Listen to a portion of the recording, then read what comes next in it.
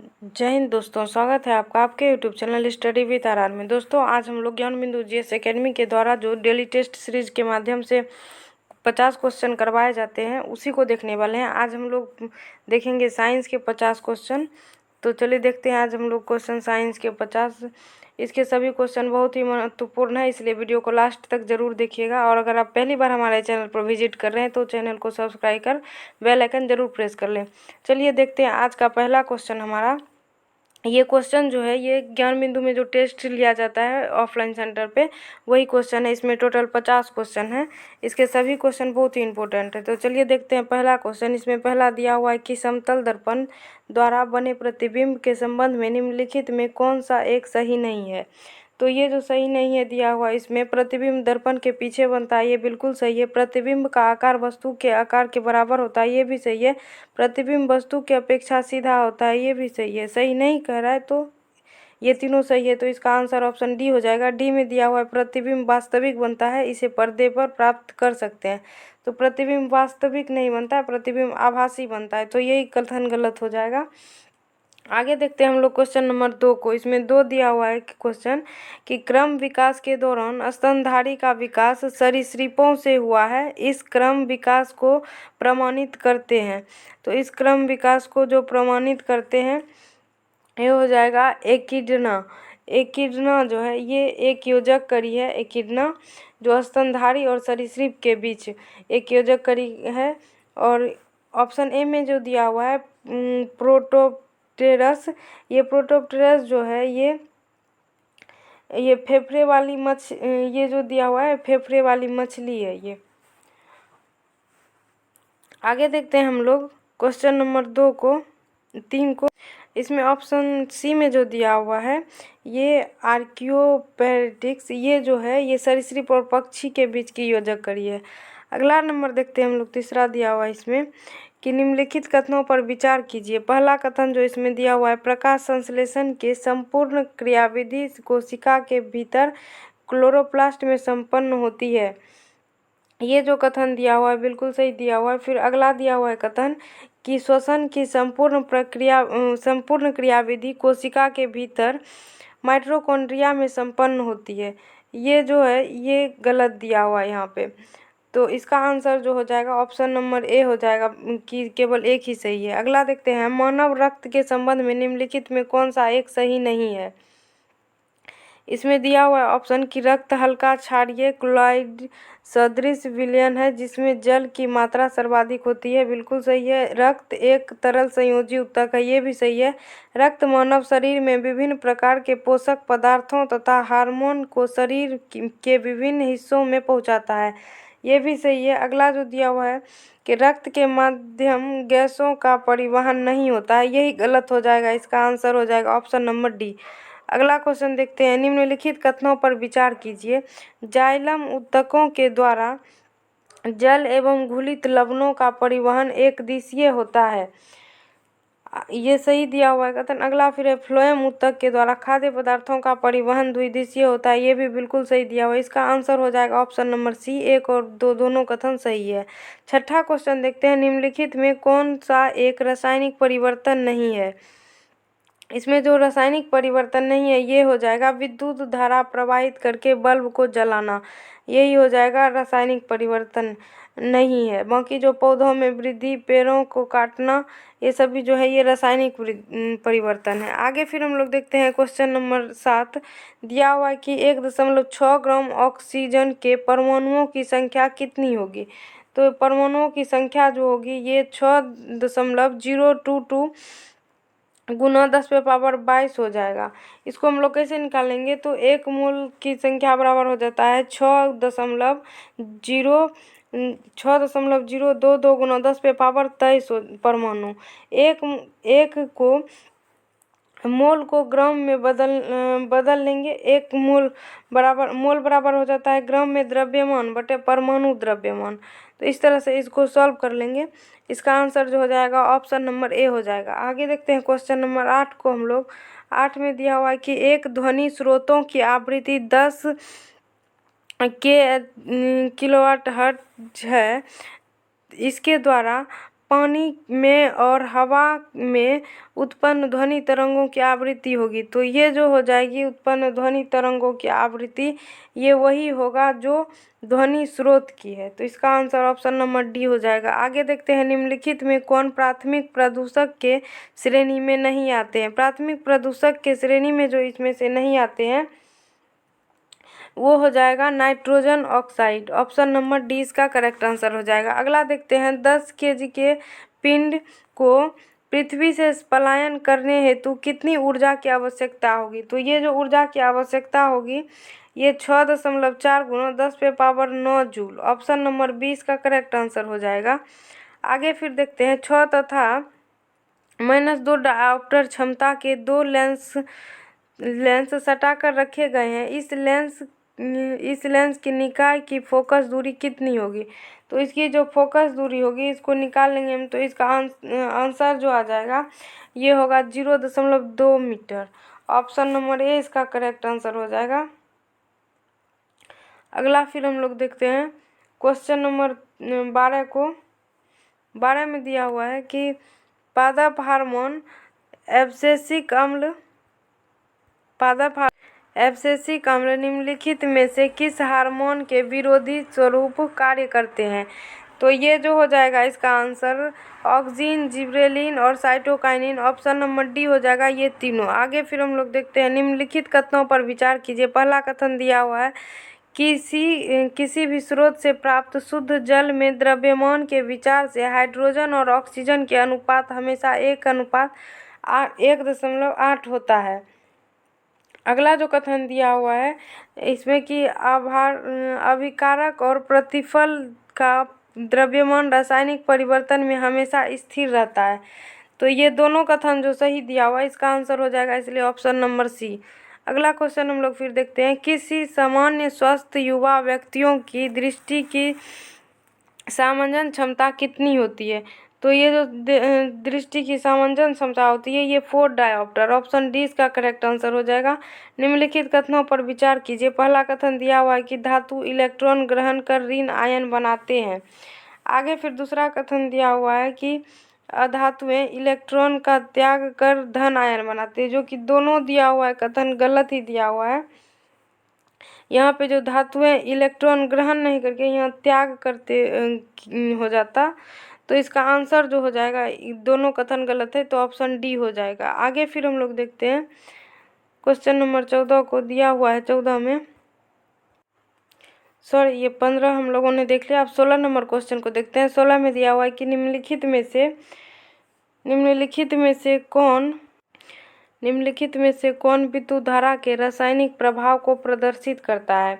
तो विद्युत धारा के रासायनिक प्रभाव को जो प्रदर्शित करता है, विद्युत धारा से लोहे पर चांदी का परत चढ़ाना। इसका आंसर यही हो जाएगा। आगे 17 नंबर क्वेश्चन देख लेते हैं हम लोग। मानव मस्तिष्क का कौन सा भाग हाथ तथा पैरों के ऐच्छिक गतियों पर नियंत्रण रखता है।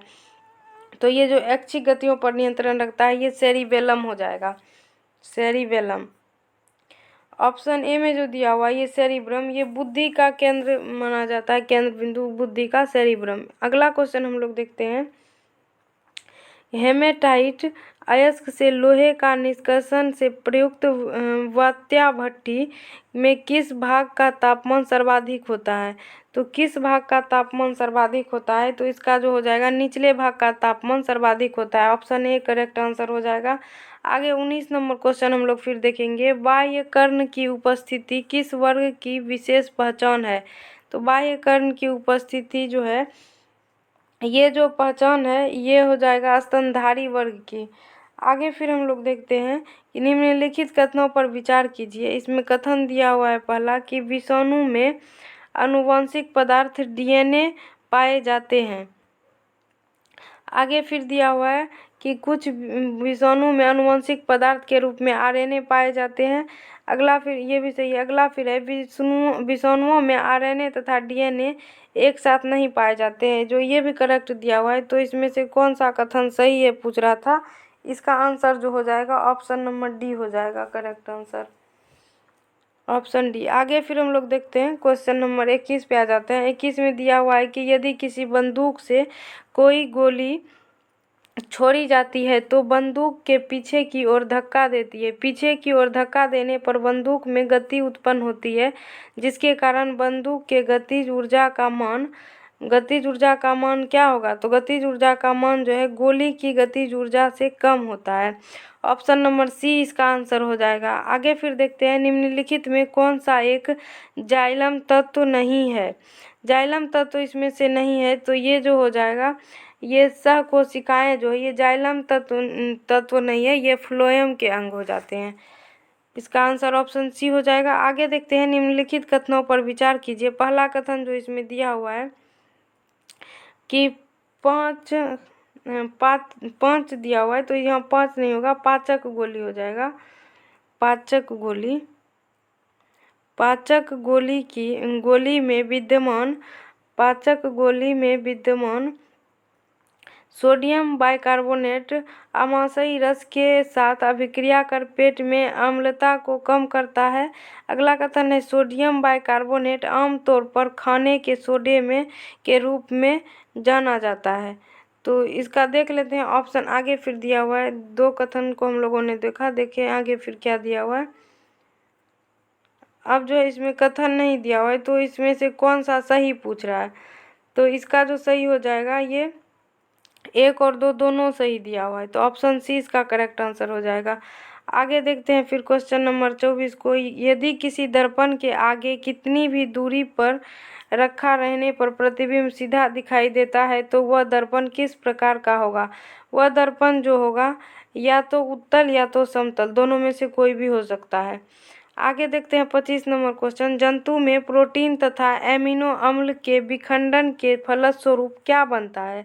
तो विखंडन के फलस्वरूप जो है अमोनिया, यूरिक अम्ल, यूरिया, ये सभी बन सकते हैं। इसका आंसर ऑप्शन डी हो जाएगा।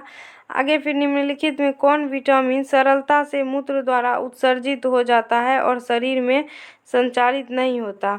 तो इसका आंसर जो हो जाएगा, ये जो विटामिन जल में घुलनशील है, बी और सी, वही हो जाएंगे। तो इसका आंसर जो हो जाएगा, इसके अलावा जो है एक और विटामिन बी कॉम्प्लेक्स के, तो B12 जो है वो भी जो है ये मूत्र के द्वारा उत्सर्जित हो जाते हैं। तो इसका आंसर यहाँ पे ऑप्शन नंबर सी हो जाएगा। आगे फिर हम लोग देखते हैं क्वेश्चन नंबर 27 की आणविक जीव विज्ञान के सेंट्रल डेगमा के अंतर्गत आता है। तो ये जो आ जाता है सेंट्रल डेगमा के अंतर्गत, ये DNA और RNA तथा प्रोटीन, ये ऑप्शन नंबर डी इसका करेक्ट आंसर हो जाएगा। आगे फिर हम लोग देखते हैं कि स्लाइडेन और स्वर्ण के कोशिका सिद्धांत के अनुसार कौन सा कथन असत्य है?